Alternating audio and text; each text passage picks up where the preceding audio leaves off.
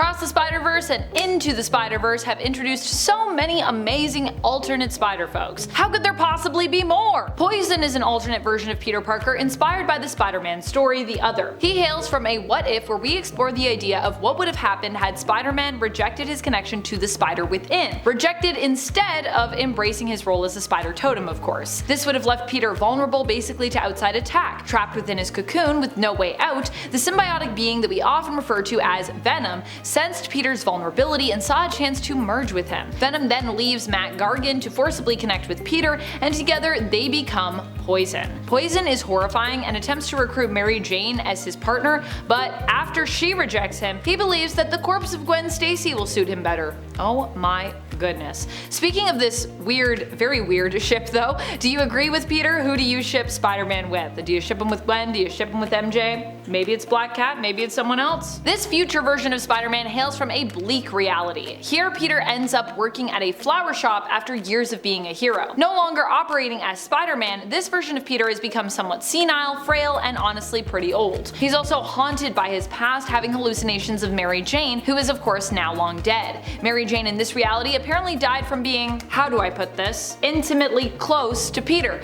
which he carries immense guilt over, obviously. Apparently his radioactiveness was not so good for MJ's body, ended up giving her cancer and sadly killed her in the end. Peter eventually does return to heroics, but even then it's a pretty sad return, with him mostly getting his butt whooped when he isn't busy being swept up in some kind of fantasy or hallucination that is built around his past. Iapek is known in Marvel Comics as Iapek the Decapitator and was once worshipped as a god in Peru. Iapek is typically shown as having pointed teeth, snakes for hair with multiple arms, and his lower half being the hairy body and legs of, well, a spider. He ended up getting recruited to Norman Osborn's Dark Avengers to act as their Spider-Man after Norman Osborn escaped the raft the second time, this time successfully, and attempted to resurrect his organization, which was initially created to replace S.H.I.E.L.D., known as Hammer, which if you're wondering it doesn't stand for anything, and bring back his Dark Avengers. Iapek was made to look more humanoid as a result here, more like Spider-Man with a genetic formula. Though unlike Spider-Man, he did still have 4 arms. Or well, unlike Spider-Man most days. Later on, he would also be coerced into serving on Luke Cage's Dark Avengers, which were actually kinda like DC's Suicide Squad. Matt Gargan is known as the Spider-Man villain Scorpion, but at one point he too became an alternate version of Spider-Man, don't you know. Albeit a really messed up and twisted version, as he served as Spider-Man for Norman Osborn's Dark Avengers, right at the start before Iapek.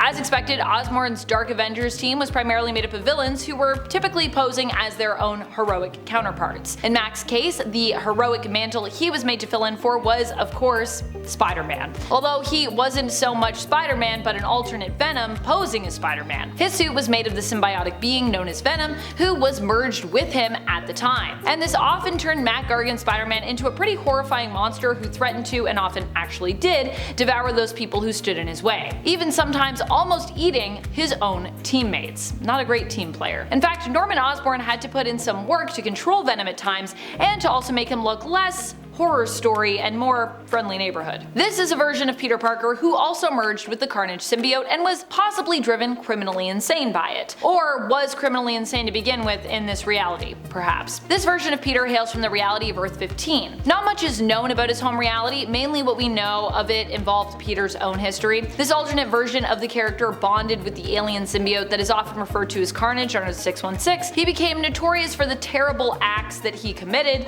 and became known as a killer, a criminal who apparently enjoyed hurting people. He made his first appearance in the Exiles in issue number 12, where he showed up with a team of other heroes who were drafted into a multiversal version of Weapon X.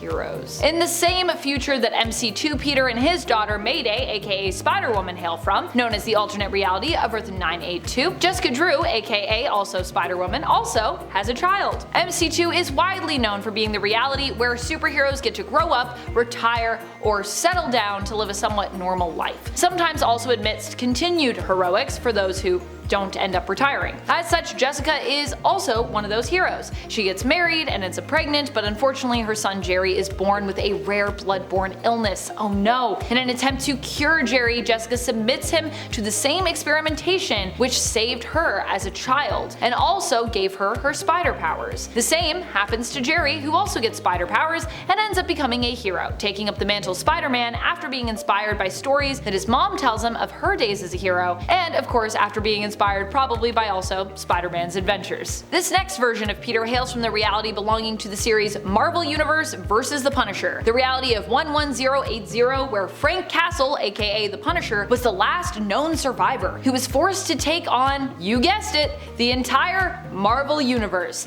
after the world was ravaged by a deadly and horrifying plague. Here, Peter ends up becoming Patient Zero after a virus is accidentally released that turns people into violent cannibals. Peter himself devours Rhino during a hockey match and is taken to be researched by the Fantastic Four. However, he does not stay quarantined as the virus spreads to Ben Grimm of the FF, who releases him, and he goes on to become the leader of one of the tribes involved in a turf war. The Punisher ends up killing him after helping to rescue a pregnant Mary Jane in exchange for information that Patient Zero has. Spider-Man has to be one of my all-time favorite alternate characters in the history of Marvel. I just love that she became a full-fledged hero in her own right, and that she helped to defeat the Inheritors the second time around, while also deciding to raise all the then made baby versions of them. I was really thinking if anyone could have, helped the Inheritors to grow up to not be spider totem devouring villains, it would have been Aunt May, if it was possible. Spider-Man hails from the Earth of 3123 and comes from What If issue number 23 originally, where we asked the question,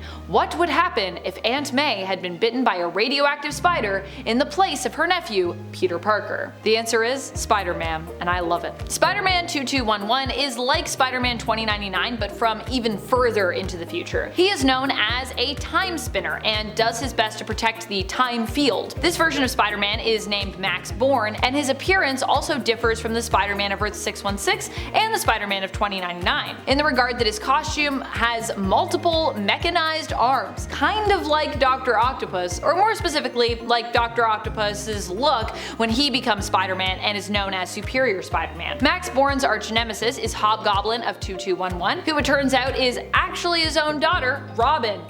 Along with Spider-Man of Earth 616 and Spider-Man of 2099, he faces and defeats Hobgoblin only for her true identity to be revealed to him. Gosh. Patton Parnell has to be one of the most evil incarnations of Spider-Man around, and he also has to be one of my favorites. He literally becomes a Spider-Man, turning into a spider-like human hybrid after he is bit by a radioactive spider. Patton was also kind of always a creepy kid, likely as a result of mistreatment that he suffered at the mercy of his Uncle Ted. He had a crush on his next-door neighbor, Sarah Jane, and enjoyed disturbing scientific pursuits such as burning ants with a magnifying glass. When he transformed into Spider-Man, he became more confident in himself, but also acquired a taste for live animal and human flesh. He also was capable of laying eggs, as Uncle Ted would horrifyingly and personally find out after young Patton took revenge on him. And I'll just leave that image in your mind. That's about it. I'm your host, Amanda McKnight. Until next time, you stay nerdy.